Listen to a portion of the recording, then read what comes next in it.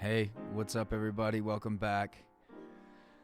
Today is a very poignant episode for a couple reasons. One, because we get into some deep, heavy shit. Two, because the person on the podcast today is somebody that I really admire, that I've been a fan of for a really long time, and was one of those crazy things where I shot a shot, and the dude said yes, so what the hell? Tim Kennedy is our guest on the podcast today. If you don't know who Tim Kennedy is, where do we start? Tim Kennedy is a Green Beret. He has a Bronze Star. He's an Army Ranger. He is a previous UFC title contender. Fuck, man, he beat Michael Bisping, Robbie Lawler, Roger Gracie. You might have seen him on the History Channel. He had a show called Hard to Kill. He also had a show called Hunting Hitler. He is the owner and head of Sheepdog Response. Just truly one of the most interesting human beings on the planet. I want to give a little bit of kind of a preface before we start this one, because we get into some heavy shit and I want to give some context. And Tim does a good job of giving context kind of all on his own, but there's just some things that I wanted to say before you guys hear this episode. I love this country. And there's so much that I love about it. And there's kind of this weird thing happening where it's almost as though it's almost controversial to say that you love America. Because there's so many problems and areas of our country that need work. And I acknowledge all those to be true. There's so much bad in our history. Slavery, what we did to indigenous people. I'm not going to say we. What our forefathers and the early settlers did to indigenous people. I didn't do any of that. These atrocities weren't done at our hands. And when we look at the history of America, I think it's important that we also, with the bad, we acknowledge the guts and the valor, the discipline, the fearlessness that built this nation.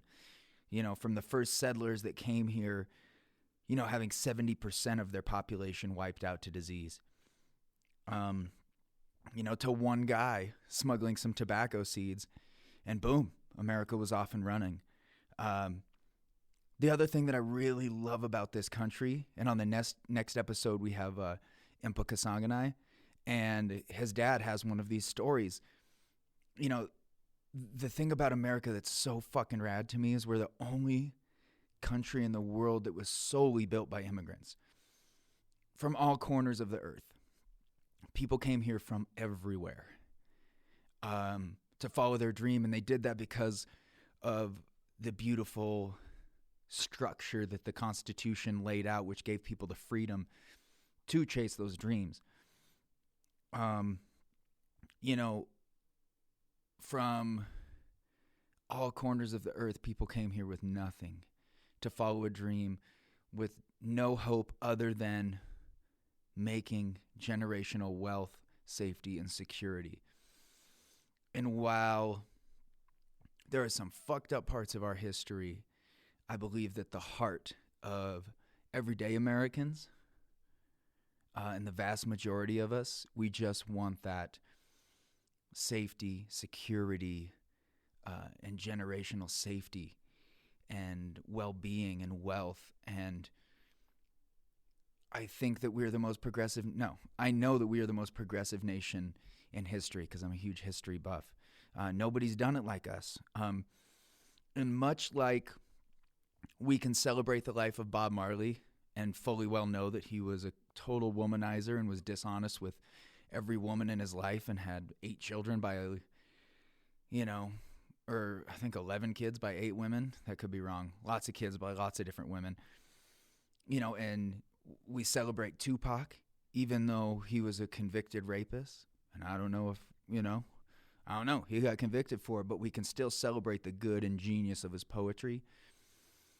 And Dr. King, same thing. We celebrate the genius of the man, but he had his issues too. If you know his story, he wasn't awesome to his family and his wife either, but we can still celebrate the good, and take the bad and say, yeah, nobody's perfect, but they were working on it. And that's what I think of when I see America, is we're not perfect, but we're fucking working on it. And it's not without our faults. But when I see this country, I see the most industrious, progressive, diverse nation on the planet. And again, we were built by the hands of people from every corner of the earth that came here with work ethic and hope and made a way.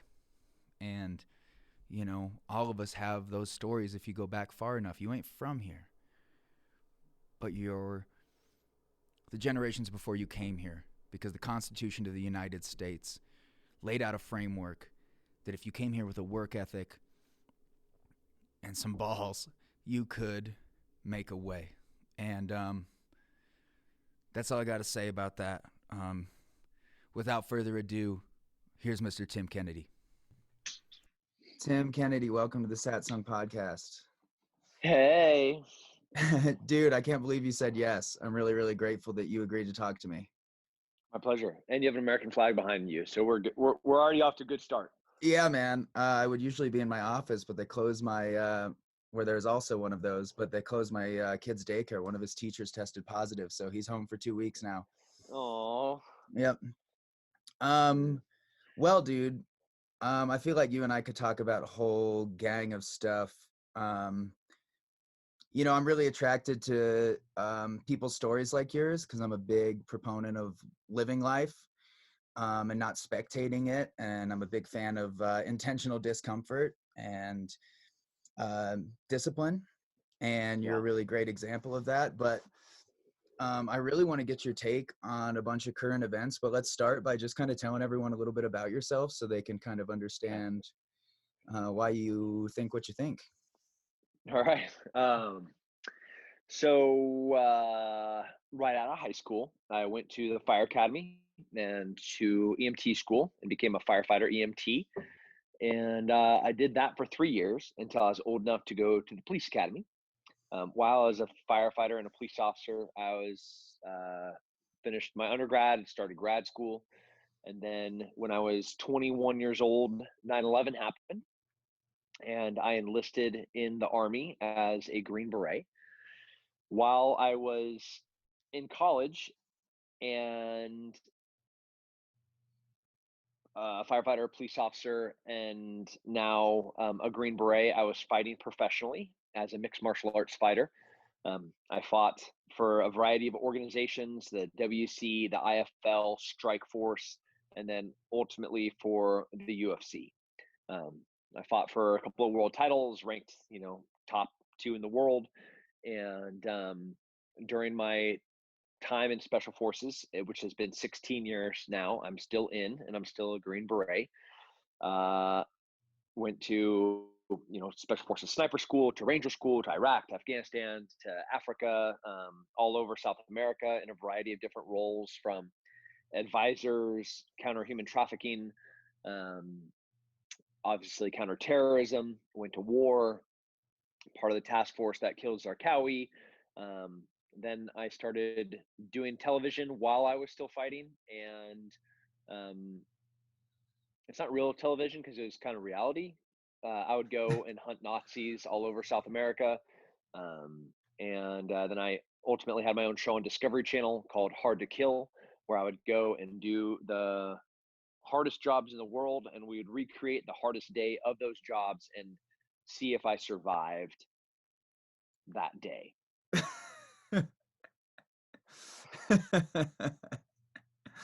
Dude, you're an animal.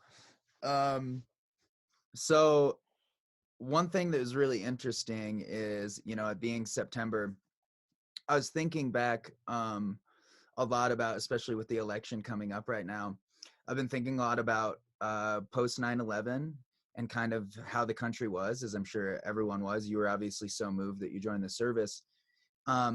And there used to be kind of like, whether you were a Bush supporter or a Kerry supporter or pro-war in Iraq, anti-war in Iraq, there was still this like civility, right? You weren't going to throw rocks at someone that didn't, vote for the same candidate as you. What do you Yeah. think? What do you think has got us to this place where we are like, I feel like civility is lost. Like I live in a small little mountain town of 2,500 people, and Yeah. it's gotten so ridiculous that Democrats and Trump supporters are like trying to turn their businesses against each other and like sending mass emails to people like, yo, this guy is a Democrat, so don't shop at his store. This guy is a Trump supporter, so, don't get coffee Yeah. there. Yeah. I think we have done it to ourselves for a few reasons. Um, but the shift, which I think I can explain, ultimately, regardless of what race, what gender, or what political party you were part of, you were an American first, and then all of those things were second. We might have different views of what America should look like or how we could, continue to progress as a country, economically, socially. But you first were an American, and we'd try to um, find a middle ground for us to be able to civilly converse. What I think has happened is we have, with social media and the way that the United States is laid out, both economically, um, I mean, literally laid out, and we are congregating towards other like-minded people. Um, the urban areas are getting more blue, and rural areas are getting more red. Um, your social media, for example, is, if you are conservative, I I doubt you follow more than two or three um, opposing viewpoints. The vast majority is going to be an echo chamber of your own ideas, and then you're living in an area that is predominantly surrounded by people that are like you probably have a job that is going to support your views, and you're going to be mostly surrounded by people that are similar in their ideas. So you get further and further away from any other different viewpoint, any other perspective. You are now just living in this echo chamber of your own ideas, and it just further reinforces, which may not be a true perspective, just your perspective. And when, if like, war is a crazy thing. I'm writing a book right now, and I will be writing about a moment in a gunfight, for example. And I remember it so vividly. I mean, so crystal clear. I remember every single detail as if it was in slow motion, like the freckles on my friend's face when I saw the bullets start ripping through the door. And I write everything down in pretty, what I think is incredible detail. And then I go back to my friend that was there, and I tell him this, and he reads it, and he goes, "That's not what happened." What do you mean that's not what happened? This is absolutely what happened, moment by moment, in chronological order, play by play, every single thing. And he's like, "No, this is wrong. This is wrong." For 8 years, I was under the impression that I hurt a bunch of women and children by throwing a grenade through a window that there was a machine gun shooting at us out of. Well, my buddy was on a 50 cal, and he saw that same machine gun out of a window, and he started ripping into that building where that machine gun was. Well, I threw a grenade in there, and he shot in there. For the past 8 years, he thought he hurt all those women and children. Truth be told, we both did. Right? There was a terrorist that had bunkered himself with human shields, but the whole entire time, he never knew I threw a grenade. I never knew that he was shooting 50 cal rounds in there. So our perspectives were vastly different about what happened in that moment on that day. So we were both right, and we were both wrong. Like, I've been living with guilt, and he's been living with guilt, and but that goes for everything. Like, your perspective, just because it's your perspective doesn't mean that it's true. But now we're living in a time where you surround yourself only with things that support your own perspective. And this, I think it creates insanity. I think people have Yeah. completely lost their minds. Yeah, it's an interesting thing because I think I just, as we've seen in these cities, I'm a big fan of protest. I'm a big fan of the First Amendment. I think it's, I think there's a reason why when drafting the Constitution that they threw that bad boy at the top. Um, but I try to get myself in the processes. I'm kind of a hothead in general, and I try to get myself in the process that would make me go to a protest and then be like, okay, cool, let's set this car on fire. Yeah. And I just, and maybe it is, as a martial artist, one thing that I'm sure you can attest to too, when you are involved in MMA, especially jiu-jitsu, you see cops and criminals become friends. You see, people from all walks of life. Hmm. There's like this common ground. So I guess I kind of, I just can't really grasp the route to that level of extremism that can make someone have the perception that goes, okay, well, this is wrong, and then go to the kind of madness that we're seeing, like. Yeah. Well, the human nature and through history, we've seen this same process happen time and time again. It wasn't like Adolf Hitler in 1937 was like, "Hey, everybody, let's go find all of the Jews and put them all together, and then put them on a train, and then we're going to go gas and burn them." How does that sound? Europe of 1937. No, like there was this emotional response, and then with it there's planted seeds of discontent, and then with it was came anger, and now you have passion, anger, discontent, and now you start fueling this fire and separating yourself and isolating yourself. So Germany specifically, they're caught up in this wave of passion, and all of these Germans, like, I think there's no way that all of Germany was insane to think that genocide of a race was a good plan, but yet they allowed it to happen because they were carried away inch by inch, moment by moment, and living in complete isolation from the rest of the world, where the echo chamber of these ideas seemed like, well, man, the chancellor's saying it, and then like all of his generals are saying it, and then like he has a bunch of scientists that are saying it. Man, this is a great idea, right? And then you can like go to Mao, and you can go to Lenin, and you got like time and time again, you can look at this exact same thing happening, where you have crazy fucking ideas, and you put it in isolation, and it sounds like a great idea, right? The only good thing that comes out of isolation are Unabombers. Right. So I'm in if Montana, you, so yeah. yeah, if you don't know anyone else that is going to vote for the opposing party, there's probably not a problem with the other party. There's probably a problem with you. Go Yeah. find some more friends.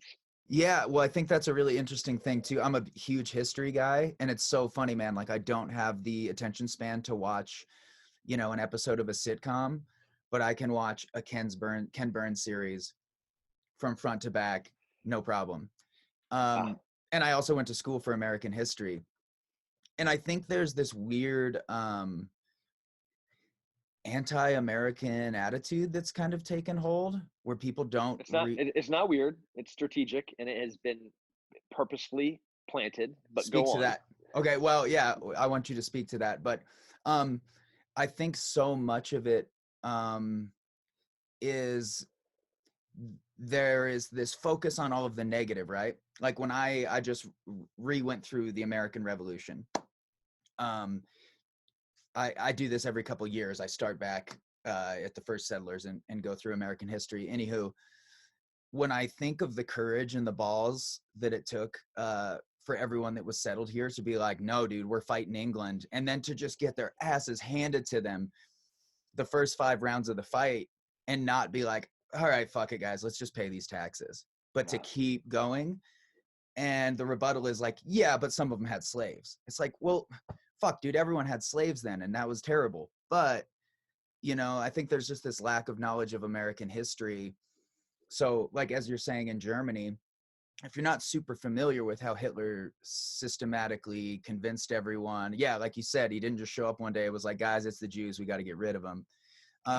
But speak to what you just were saying there. So, I mean, in the late 60s and early 70s, there were a bunch of communists that defected, KGB communists specifically. So they were like the CIA of the Russian intelligence. And when they came over, a few of them in the mid 70s laid out the strategic plan, which was a 30 to 40-year plan of how they were going to break down American culture.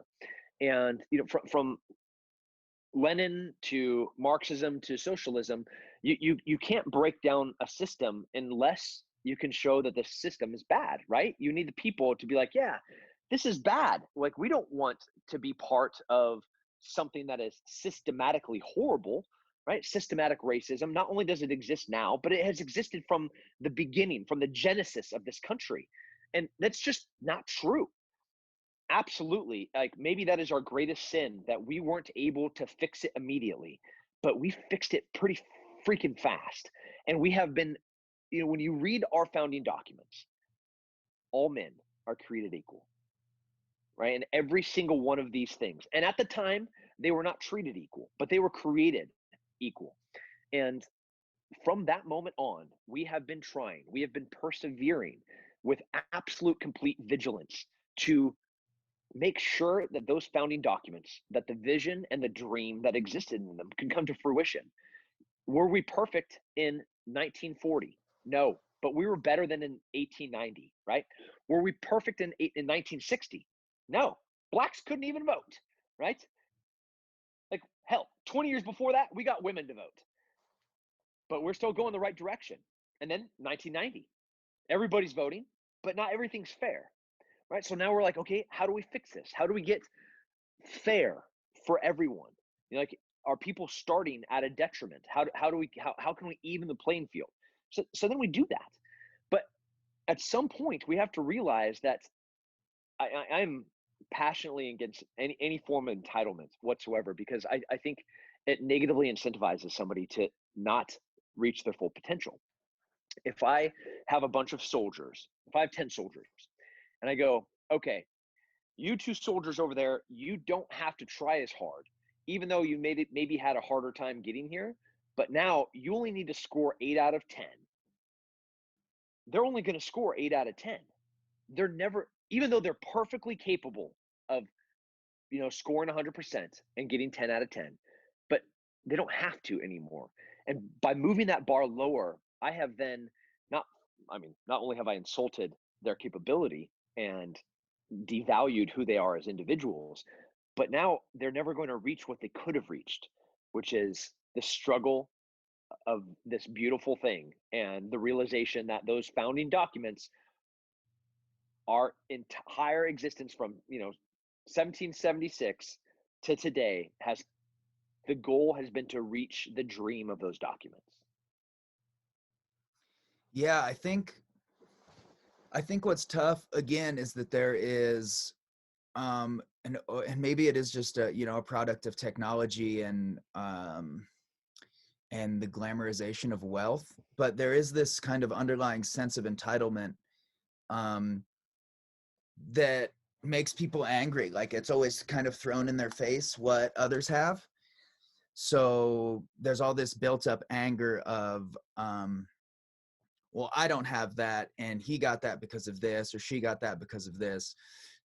And there's been this disconnect from hard work, and not just hard work, but the process of hard work, and that, like, getting the world isn't mean anything if you didn't soak up all of the knowledge on the way there. Yeah. And it's really interesting when I think about like you're talking about not talking to people different from you. When you were just on Rogan recently, previous to that, and I'm a pretty centrist. I always joke that I'm a liberalitarian. When it comes to like social issues, I'm real liberal. But at the end of the day, I'm like, man, you got to till your own field. But I was always kind of staunch of like, well, man, we could reallocate military spending and we could put it over here and do all these different things with it. But then you hear a Green Beret go, okay, well, here's what happens when that money gets taken away. And as someone that does pay attention to the going-ons of the world, I had never thought about that, of like, yeah, dude, ISIS and these terrorist organizations were hiding in the hills with their tails between their legs. And then when Obama changed the funding, boom, wouldn't you know it, they've taken over here, and now they're in Africa. Now Boko Haram is magically ISIS. And I had never even thought about that. I just was like, oh, I guess they're doing work over there. So with your background in military, what is your take on, fuck, I don't even like saying it, but this call of extremism that is almost begging for a civil war? You have people on the far right that are obviously ready to roll. Uh, so it's really cool that we have a naive, ignorant country that thinks they understand what a civil war is.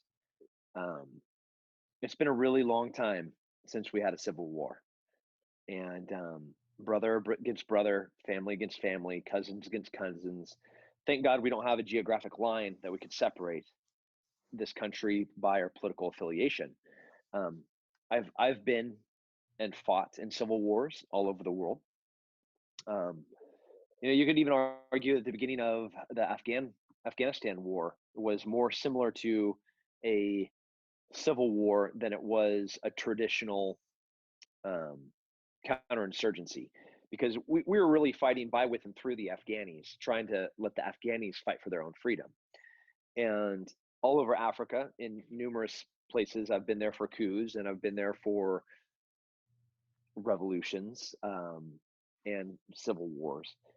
They're horrific. Where you have a group that's like, you know what, we're going to come in to this village and chop the breasts off all the women so they can't nurse their children and they starve to death.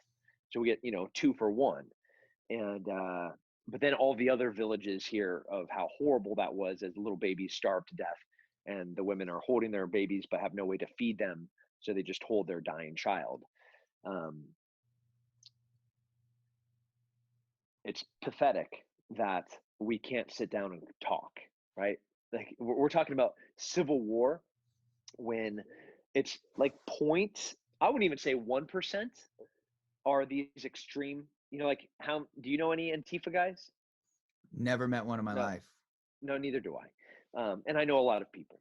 Like, do you know any alt-right white supremacists? No. Yeah, neither do I. And you live in I don't. Texas and I live in Montana. Right? Like, the two Yeah. places that supposedly are like hotbeds for them. Yeah. So like, it is such a fringe outlier, but everybody wants to talk about them. Everybody wants it to be a question, specifically in a debate. Every mainstream media wants to point at a Hawaiian shirt wearing, body armor wearing, gun toting dude, and somebody holding a Molotov cocktail, when really it is a delusional, far outlined segment of society. And we can call crazy crazy. Yep. I am with you. I fully support protesting. I think it's beautiful. I love that it's written in the Constitution, and anything that's written in there, I'm going to love. But it says peaceful protesting. I will not use the word protest the moment that you set something on fire. I will not use the word protest the moment you throw a brick, a rock, a can of soup. I don't care what it is. The moment it goes from peaceful to unpeaceful, it is no longer a protest.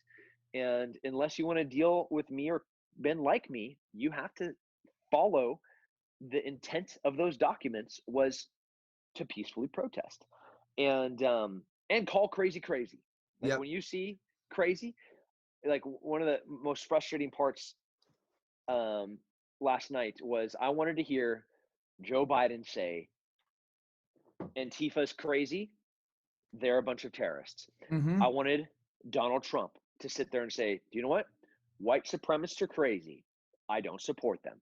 Can you two bitches just do that? Is that asking No, too dude. much? Well, they might lose Apparently it's 1,000 asking votes too apiece. much. Yeah, they might lose 1,000 votes apiece.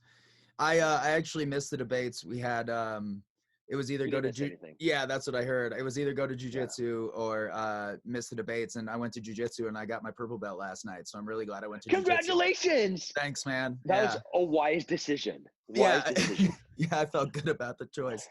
Well, let me ask you this, man. How do you think guys like Joe Biden and Donald Trump have found themselves in positions of leadership? Because this is always the biggest debacle for me is how you and I began talking was I was constantly being berated by people because I would say something like, You know, like I'm a big fan of Ben Shapiro. Does he say dumb shit sometimes? Sure, but I think he's a really intelligent guy. And then I also will listen to what's his name from the Young Turks. You know, I try to bounce back and forth and just get different takes. And ultimately, I'm looking for truth, not opinion. Yeah. You know. And people were like, so who do you support then? Blah, blah, blah. So I made a post on Instagram saying that I thought that you and Jocko should run. And you told me that was a bad idea. But how do you think guys like this, rather than men like yourself or people with, because the joke that I keep making is it's like, man, if only America had some sort of system set up where you had to endure hardship and they figured out who could lead well under stress and then you were promoted by how well you were a leader. I'm like, fuck, we have generals, admirals, captains. Like, where are these guys and how come they're not running the country? How did we end up with a guy whose brain is melting and a reality TV star? Fuck. Well, I think so. For recruiting, the first thing that we do, we try to recruit the best initial population. So we're looking for the best and the brightest. And politics, the best and the brightest have zero interest in going into politics. Right? The best and the brightest, they're entrepreneurs. They're going and starting their own companies. They're supporting nonprofits that they can control and do the right thing. And so right from the get-go, guys like Jocko are like, I have zero interest in going into politics because it's a horrible cesspool. It's a petri dish of the worst diseases on the planet: greed, power, and I want nothing to do with that. So like, how do you get? So the first problem is the population. You can't find the right guys that want to go into it because they have no interest in it. Then the system itself, the political system that we have, it incentivizes people of malleable character. Great way I to don't know say how that. else to. They'll cower, they'll bend, and they'll cave to the will of a census. They'll make amends where they thought they're going to be doing the right thing, but then, oh, you can only do the right thing if you also agree to this other thing. That's the only way I'm going to get a vote. So then what was your integrity and your ethics and your morals, you're like, well, I'm going to try to do the great, like the better of these bad options. And then it was like the greater good. And then it goes from the greater good to the best of bad options. And then you're left with what we have. I think we as a society, we have to demand better. Like the DNC, um, Mhm. shame on them, 2 elections in a row Yep. for absolutely ripping off what should have been their nominee. Shame on them for. Imagine a Bernie Sanders Tulsi Gabbard card for on the DNC side. Man. Can you imagine that? Yeah, they'd win. Yeah, yeah, they would. That'd be a hard thing to beat. Or imagine a an RNC card with like Dan Crenshaw Yes. and Rand Paul. Yes. But Dude, I would nope. love it if there was a card like that where I was like, oh shit, dude, I don't even know who I'm going to vote for. Like, you guys are going to really I have to got hash this out. 4 really smart, passionate people that have been living and voting by their values most of their careers. Or we have these 2 guys. Yeah, it's an interesting thing because I've long said when we look at politicians, it seems to be this very, very small pipeline of born with money to a family that already has some sort of power somewhere. Usually dad is already in government, private school, private college, and now I'm going to go into politics because I have my Harvard law degree and dad is, a senator here. So natural. But yeah, I mean, I don't agree with all of Bernie Sanders' politics, but for me, the thing that made me support him is if you ask him a question now, you could go back to 1978 and his response was the same then. Yeah. And it was almost like that was too much for people. Like the fact that the DNC was like, well, I mean, he has a track record of not taking corporate interest money, so we can't really. Yeah, we can't use him. We Yeah. can't control him. Yeah, he might be walking down on a bridge arm in arm with some black people that have been legitimately prejudicially attacked, and we don't want a guy that's passionate about truth. Right. I want that guy. Give me that Yeah. guy. Yeah, I know it. Yeah, and then again, like you said, on the other side, a guy like Dan Crenshaw that is just like clearly has, that guy is a trip, man. But he just he says whatever he thinks, and not in like a Donald Trump, I'm a shitty leader, mouth vomit kind of way. No, I would vote for Dan Crenshaw in a heartbart. Yes. I'd never be on a ticket with him. Which is for Jocko and I to be on a ballot. I'm talking DEFCON real 7. Yeah, I mean, we're at a place where we were a population of 330 million. Now we're a population of like 120 million, and the other entire population's dead and rotting in fields somewhere. That's where you're going to see us. Last straw. So, yeah, pray you never see us. Oh man. Well, what do you think? You know, I can't help but notice when we're talking about extremists too. You know, you made a post a while back that was oddly enough deleted, and then you just reposted it, of some of the people that were arrested in Portland, and how unwell they look. Yeah. And then on the other side of the far right, and I'm not trying to hurt anybody's feelings here, but a lot of these gun-toting people that are going to these protests are supremely overweight. And I kind of look at them and I'm like, dude, there's no way you could kill me. Like, there's no way, even with that gun. Like, there's no way that you're going to catch me, Not dude. a chance. And what do you think? It seems like the most sensible people that I know tend to be real healthy, and that health is like at the forefront of their life. Yeah, we're humans. And for a human to function properly, we have to have these very, very basic fundamental pillars, these cornerstones. So us being humans work well, right? We have to like have good nutrition. We have to exercise. You have to sleep, and then you have to recover. That's like sex and your soul, whatever your religion is. I love them all. Buddhist, Muslim, Christian, I don't care. Like whatever fixes you inside of here.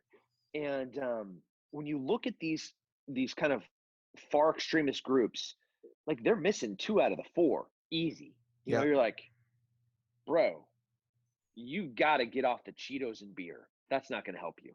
And then you look over. So that's probably, I think that the post, so Instagram pulled it down. I never got notified for it. That post had 10 million reach. It had 100,000 likes. And all I did was make observations about the physical appearance. Yeah, it wasn't even mean. It wasn't even mean. So they said I was bullying. They pulled the post down for bullying. And it was absolutely accurate observations from mugshot photos of felons. Anyways, so then on the other side, you're like, you haven't been out of your basement in a long time. You need to stop drinking Red Bulls, playing video games, and you need to put your phone down so you don't get on Twitter anymore for the rest of your life. And like those are the people that are out there starting fires, throwing Molotov cocktails, putting on airsoft body armor and thinking that they're tough guys. You don't see anybody like you, healthy, normal, natural, happy. That's just like, hey, cool, life's pretty good. Now they're all miserable people. I feel sorry for them. First of all, like I want to go hug them and be like, hey, life's not that bad. Let's go for a walk out in the sun. Let's listen to the birds. I'm going to go buy you a healthy lunch. And then I want you to go to bed and get a full night's sleep. Tomorrow's going to be a little bit better than yesterday. And then the day after that will be a little bit better than today. And guess what? That trajectory, just wait. In 3 months from now, you won't even understand the place that you were in 3 months beforehand. Yeah, man, it's great. There's a young man that I mentor that I just kind of was having this conversation with him. He's like, man, I think I need to see a doctor and this and that. And I was like, before we do any of that, can you agree to exercise 3 times a week and just eat what I tell you to eat? And if in 3 weeks you don't feel better, then you can do whatever you want. Yeah. But like, let's get some regimented exercise and sunshine before we start pulling in pills. No, yeah. I'll just go get somebody that gives me a pill that makes me feel better. Yeah, Oh, man. No. Yeah, it's so wild. It's so wild that our culture, like, I see it. It's weird because on one hand, I see that, obesity is the second second most preventable cause of death in our country. But I'm also really surrounded by healthy people because I'm involved in the martial arts community. So I most of the people that I spend time with value health very, very much. But as far as that post getting pulled down, what do you think is the agenda? There are these people that are willing to, I agree, dude. I think the most revolutionary action we can take is to not be a dick, to just be a kind person to everyone you encounter. And we shouldn't hurt people's feelings on purpose. But there seems to be a movement on the far left that offending people is the absolute worst thing you could do. And to mitigate people being hurt feelers, that we should shut down free speech. What do you think is the end game there, especially when a post like yours was pulled? Because like I said, it didn't come off as mean to me. It came off as very observational. Yeah, I definitely wasn't trying to be mean-spirited. And the first thing I said is, I feel sorry for these people and I want to hug them. Censorship always has the same objective, which is to silence an opposing view. And the long term, so if that's what they're trying to do, why are they trying to do it? Why are they trying to censor? Why are they trying to silence? And the only rationale I can have is that could explain this is, if you have an idea and that idea never meets any resistance, that idea can attempt to come to fruition. If there's never any contest, if there's never any conflict, if there's never any debate, if there's never any argument, then whatever that crazy fucking idea is, it might happen, right? If Hitler is going to go and I want to kill all the Jews because eugenics is a thing, and that is never opposed, and it wasn't, then what we got is what you're going to get. So the only way that an idea can be a real possibility is for it to go through the refiner's fire of every test and every problem and every conflict and every debate. And at the end of it, oh man, that's a really good idea. It stood the test of time, and it stood the test of purpose, and it stood the test of conflict, and it stood the test of adversary. And whether you're an idea or making a sword, the refiner's fire, the purpose of putting something through pain and suffering to see if it's worth its metal, is a necessary, especially when it comes to national agendas and platforms. And I think that there are some really bad ideas out there. Mm-hmm. And I think the purpose of censorship and silencing opposing views is so that those really bad ideas don't have any resistance. And that's a really dangerous precedent, because we see what happens. What's a slippery slope? Yeah, we know where it goes, and we've seen it happen dozens of times. Well, who's a guy I always use as an example? I think it was Jordan Peterson that first used the term thought economy, right? Is we have to put thoughts out into the world and let the free market decide. Mm-hmm. And you remember Richard Spencer, right? He was the poster boy for the alt-right. Well, all of his press wasn't coming from his speeches. It was coming from people trying to shut down his speeches.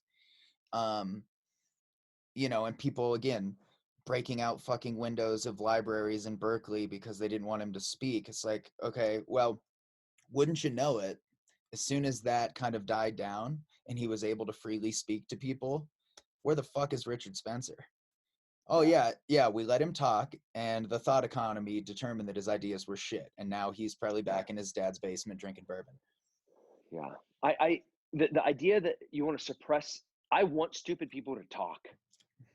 I want stupid people to say stupid things. I don't want a moderator interrupting two people while they're trying to explain their economic, foreign policy, or even their healthcare plan. I just want them to talk. Because as they're talking, I'm like, wow, that is really, really, really dumb. And that's not going to work. And we don't have $19 trillion. So do you know what? We probably shouldn't do that. Right. You know, like just let the dumb dude talk. We'll figure out that that's a bad idea and we'll act accordingly. But instead, we're like silencing, we're moderating, we're editorializing, we're curating conversations. And that, man, that's bad. That nothing ever good comes from that. No, well, speaking of really dumb people talking, how do you think that Donald Trump was able to, what did he do? What did he do to rally all of these people into supporting him? Because, like, I don't have many conservative friends that don't support him. And I always am like, but can't you just see that he's not an intelligent guy? And they're like, well, he says what he thinks. I'm like, that is not a good characteristic of a leader. Yeah. You know, a good leader under pressure is like, okay, I could say shit's hitting the fan, but that might cause panic, so I'm not going to do that.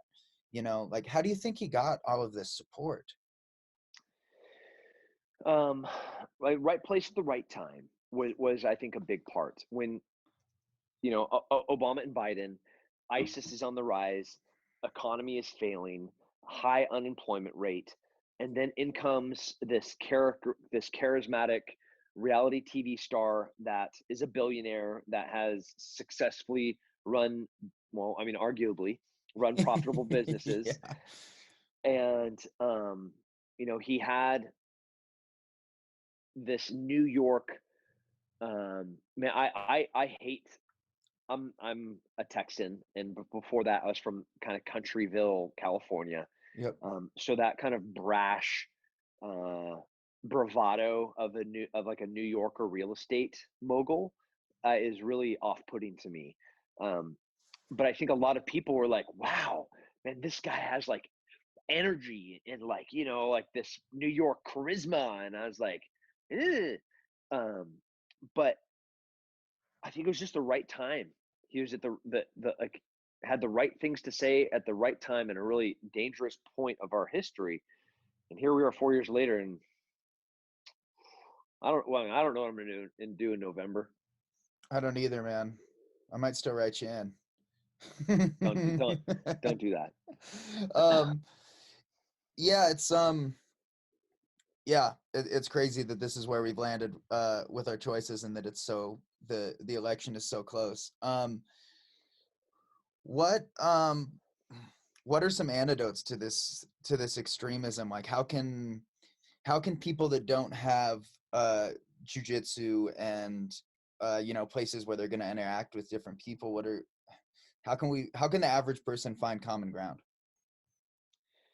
I think you have to force you have to be deliberate, you have to be disciplined, and you have to force yourself into going into different environments and different uh, cultures. And when I say force yourself, like I'm not talking like going to a different church. I'm not talking about like going to a different area of town to have coffee. I'm talking like going and listening to people that you would never listen to, volunteering with an organization that does not share your beliefs. Like I argue, how many conservatives have gone down to the food shelter that is being supported by the socialist government of the urban city and served food and listened to the homeless talk about their problems. Um, None of you have. I don't care. Like you haven't. Um, I'm really fortunate and I'm blessed and I'm really thankful that the military forces me to go to places and work with people that I would never by choice work with. I would never see their perspective and been like, man, that's really rad. But I have to be here, and I don't want to be here, but I value what you're trying to do here, and let me help you do that. And so, like, I'm forced to do it, but we as Americans, we're so blessed because you have the choice where you could go and do it. So the antidote is to be a healthy person and Yes. to go challenge. So like if you're going to train your muscles, I'm adding stress to my muscles so they get stronger, right? If I want to run faster, I gradually increase distance and increase speed. So that ultimately my lungs get stronger, my heart gets stronger, my muscles get stronger, and I can do that same thing faster. Well, like your brain and I think your soul is really similar in that regard. Like you have to go and make it struggle.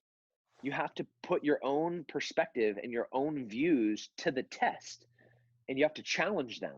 And the only way that you can challenge your views is not to surround yourself with people that agree with you, but to go and try to understand the perspective of somebody that disagrees with you. Yeah. That's it. Yeah, 100%. And, as I spent a couple months in the Himalaya climbing years ago, and it was my first time going to a third world country. And I remember walking around in Kathmandu, and it hit me the fucking lottery that I had won being born in this country. Yeah. And I revisit that a lot because there's this I used to be very turned off by that like love it or leave it mentality. And when we are talking about extremists, there is this part of me that's like, you guys, there are so many communist run countries that you can go to. Go try it out. Like, I'm sure Go. Russia would love to have you. I'm sure Venezuela would love to have you, because although, again, like you said, it is not perfect, I do believe that America is always working out the kinks, and that free speech is at the center of that workshop. Yeah. As we're letting ideas accumulate and figuring out where society wants to go. But this idea that this isn't the greatest place that one could be born is just fucking bananas to me. Yeah. You're an idiot. You've never been anywhere. Yeah, and that's like a controversial thing. Like right as I just said that, I said, man, I probably just lost a couple hundred followers, which is isn't that funny? I don't know how. I mean, well, first, speaking the truth should never be controversial as long as the place that you're saying it from is not to do damage, right? So if my wife is 8 months pregnant and I'm like, "Hey, you're looking kind of thick," well, that might be the truth. Like, what a horrible, shitty thing to say, right? Um, and so like the position of, okay, unless I'm trying to stop you from getting gestational diabetes, um, so let's go for a walk right now, honey. Like, think that you could figure out how to do this. But yeah, I 100% agree. We live in. You're born in the United States. I don't care where on that socioeconomic line you were born, what color you're born, what gender you were born. You hit the lottery, and if you came with me for 1 week and you saw the rest of the world, specifically the communist places and the fanatic run places, you would come back with a new appreciation for America, and hopefully you'd come back with a zeal and a drive to want to see us reach the promise of how and why we were founded. Like we're not there yet. We're not perfect. We're far from it. But hell, we got the best chance at it. Well, we've gotten really attached to group identity. And when I look at the Constitution, what I see is um, a framework for the individual of here's this framework. And if you decide that you want to be great, then you are at a place that will facilitate and incubate that. Yeah. But it's not a the Constitution wasn't written for, I mean, I just wish people understood when people are like, yeah, but people back then owned slaves. It's like, yeah, well, fucking people back then lived without heat and electricity. And, you know, if a storm came and fucked up their crops, then they didn't eat. And They starved to death, and they They- occasionally had to fight like a bear, yeah. you know, and they had to fight the largest superpower on the planet. So they didn't live in absolute poverty because of overtaxation. Yeah. But whatever. Yeah. I used Please don't tell to, me more. yeah. I used to think that neurochemistry played a huge role in my, you know, I wake up at 5:30. I get my ass to the gym.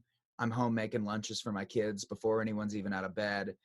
And I've never been in the military, but after I quit drinking alcohol years ago, I found that if I keep this regimented individual thing, I watched my band and financial success go up, and it all attributes back to this individualistic approach to how can I do better than I did yesterday. Yep. And the only way that we have a chance of, you know, you asked about antidotes, you asked about solutions.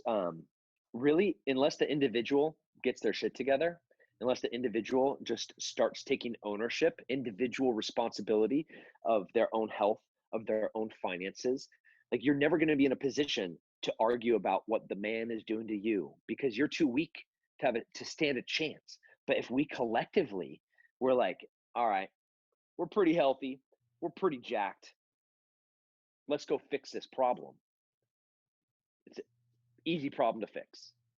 Yeah, I agree, man. Well, I don't want to keep you too long. I really appreciate you taking time, man. My pleasure. Yeah, I'm coming down to Austin actually to film a music video. I think November. I'll be here. All right. Yeah, I'd love to do. I get back November 7th. Cool. Yeah, I was looking at late November. Maybe we could get a roll in. Cool. We absolutely love it. It's Shark Tank at my gym. Is it? Yeah. Yeah. I'm also trying to schedule a neck surgery right now for this winter at some point. So. Okay. We'll do it in December. Okay. All right. Deal, dude. Well, I appreciate you, man. And I appreciate you. And I thank you for your service to this country. Absolutely. Stay safe. Take care, brother. Stay free. Yeah. Bye.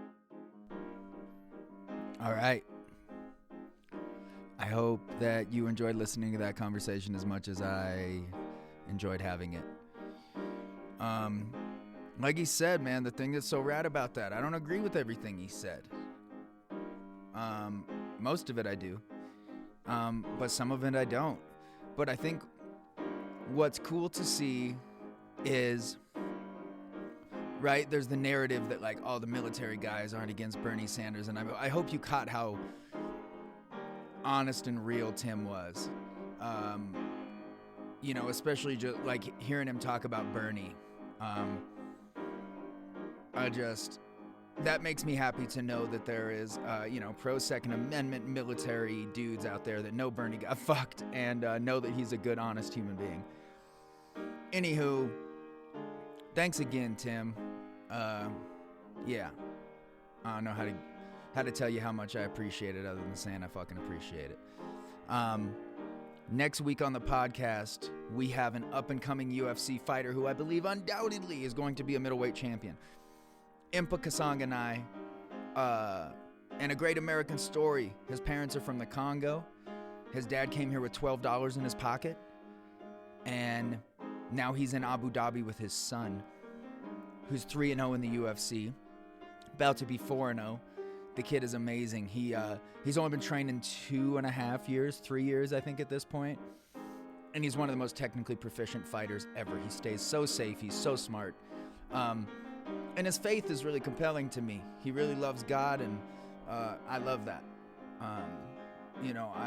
We might have different religious beliefs, but his spirituality is at the forefront of his abilities and his path, and I love that. All right, so tune in next week. Impa Kasang and I, man, I love y'all, and I hope you're loving each other and not getting caught up in this bullshit division that's happening all over. Remember, we're all in this fucking thing together, and regardless of what happens in the election, The supporters on either side ain't going anywhere. So we gotta love each other, man. That's all we can do. Be kind. It's the most revolutionary action we can take right now is be kind to one another and show some understanding. All right, I love y'all. I'll see you next week.